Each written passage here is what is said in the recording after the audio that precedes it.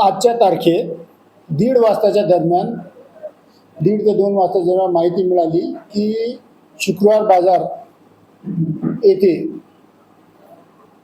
भांडण झालेले आहे आणि भांडणामध्ये एक व्यक्ती शुक्रवार बाजारच्या समोर मदिना मांडा सेंटरच्या गल्लीमध्ये पडलेला आहे। अशा माहितीवरून तात्काळ पोलीस तिथे गेले।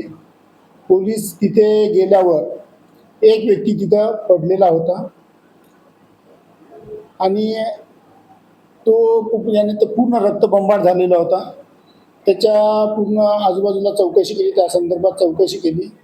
चौकशी अंती असे समजले की त्याचा 2 व्यक्ती यांनी मर्डर केलेला आहे।